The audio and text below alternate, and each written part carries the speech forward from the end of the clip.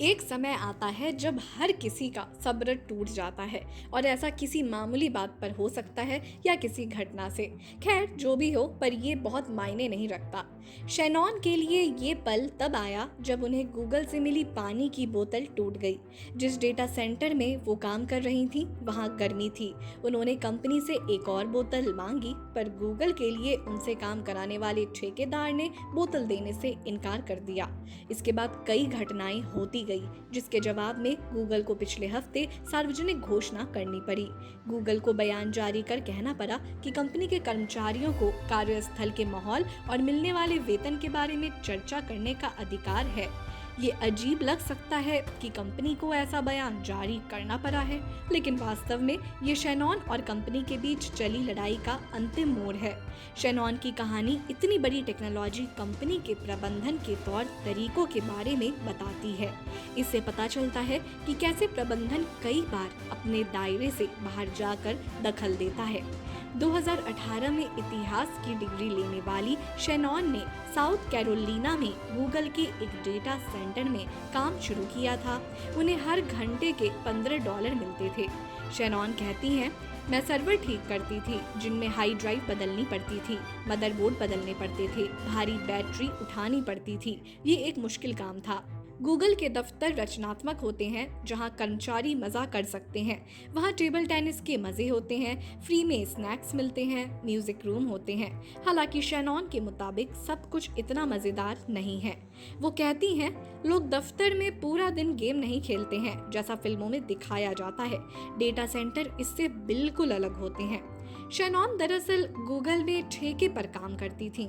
इसका मतलब ये है कि वो काम तो गूगल के लिए कर रही थी, लेकिन उन्हें नियुक्त एक मोडीज नाम की कंपनी ने किया था। ये एडेको नाम की एक कंपनी का हिस्सा है, जिसकी ऐसी कई कंपनियां हैं। गूगल में इस तरह ठेके पर काम कराना सामान्य बात होती जा रही है। एक रिपोर्ट के मुताबिक गूगल में आधे कर्मचारी ऐसे होते हैं जो ठेके पर काम करते हैं। शैनॉन कहती हैं कि जब महामारी आई तो उनका काम मुश्किल होता गया। एक शिफ्ट में होने वाला काम बढ़ गया, हालांकि इसमें एक लालच भी था। वो कहती हैं, मई 2020 में गूगल ने घोषणा की कि लोगों का मान रखते हुए कंपनी कोरोना महामारी का सामना करेगी। कंपनी ने कहा कि हर कर्मचारी को बोनस मिलेगा, जिनमें ठेके पर काम करने वाले कर्मचारी भी शामिल हैं। हालांकि वो कहती हैं कि जब बोनस मिलने का समय आया तो हमें ये नहीं मिला। इसे लेकर हम चिंतित थे, क्योंकि कई चीजों के लिए हमें पैसों की जरूरत थी। शैनॉन ने बताया कि उनके मैनेजर ने उन्हें ईमेल करके कहा था कि साथी कर्मचारियों से अपने वेतन के बारे में चर्चा करना ठीक नहीं है। आखिरकार शैनॉन को बोनस मिल गया। हालांकि वो कहती हैं कि तब तक इसे लेकर वो निराश हो चुकी थीं। उन्हें उम्मीद थी कि गूगल में उन्हें स्थायी नौकरी मिल जाएगी। शैनॉन ने पाया कि कंपनी में स्थायी तौर पर अस्थायी कर्मचारी रखने की संस्कृति बढ़ती जा रही है।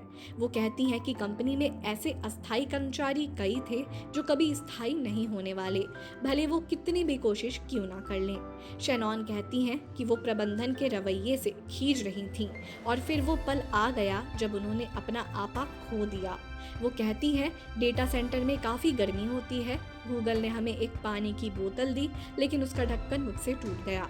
ऐसा उनकी एक और सहयोगी के साथ भी हुआ। वो स्थायी कर्मचारी थीं।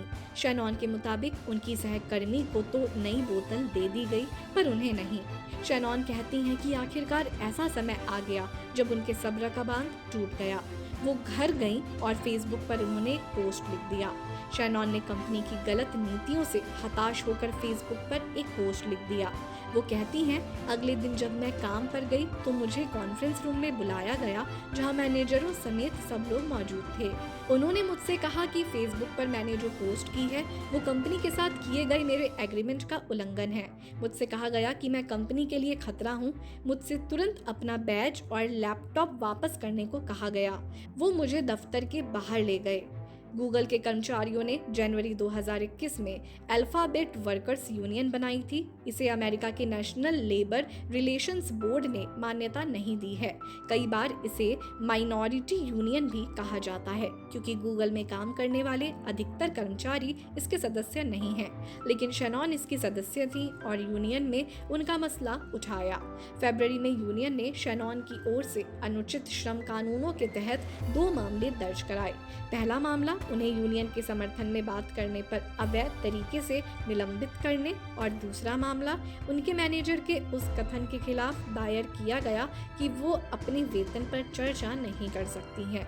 पिछले महीने गूगल, मोडीज और अल्फाबेट वर्कर यूनियंस के बीच समझौता हो गया और शैनॉन का निलंबन वापस ले लिया गया। गूगल ने एक दस्तावेज पर हस्ताक्षर किए। इसमें कहा गया है कि उसके कर्मचारियों को अपने वेतन, बोनस और कार्यस्थल की दशा पर चर्चा करने का अधिकार है। ये शैनॉन और कई नई बनी यूनियन के लिए एक जीत थी। वो कहती हैं, इस $1 ट्रिलियन कंपनी के वेयर हाउस और डेटा सेंटर में काम कर रहे लोग अपने छोटे छोटे हक के हनन से थक चुके हैं। उन्हें ये एहसास हो रहा है कि कंपनियां अपने कर्मचारियों को नहीं सुन रही हैं। अब हम कंपनियों को अपनी बात सुनाएंगे। पिछले दिनों अल्बामा में अमेज़न के कर्मचारियों ने यूनियन बनाने के लिए वोट डाला है। अमेज़न नहीं चाहती कि उसके कर्मचारी यूनियन बनाएं। इस वोट का नतीजा जल्दी आएगा। ये बड़ी कंपनियों और उनके कर्मचारियों के बीच की ताज़ा लड़ाई है, जिन्हें लगता है कि उनकी कंपनी उन्हें महत्व नहीं देती। शैनॉन कहती हैं, मुझे लगता है कि सबसे बड़ी बात जो लोग सीख सकते हैं वो ये है कि गूगल के सभी कर्मचारियों को भारी भरकम वेतन नहीं मिलता है, और ये बात भी वो सीख सकते हैं कि गूगल में सबसे निचले स्तर पर काम करने वाले लोगों के पास भी बहुत ताकत है, इतनी ताकत जिसका उन्हें एहसास भी नहीं हो पाता। हालांकि गूगल ने अपनी ओर से किसी गलती को स्वीकार नहीं किया है। उसने ये भी नहीं माना कि वो कॉन्ट्रैक्ट स्टाफ की सह नियोक्ता है। शैनॉन अब फिर से गूगल के डेटा सेंटर में काम नहीं करना चाहती, बल्कि इतिहास में अपनी PhD करना चाहती हैं। इतनी बड़ी कंपनी के खिलाफ लड़ाई जीतकर उन्होंने इतिहास की किताबों में अपनी जगह तो पक्की कर ही ली है। ये किसी बड़ी कंपनी के खिलाफ एक कर्मचारी की दुर्लभ जीत है।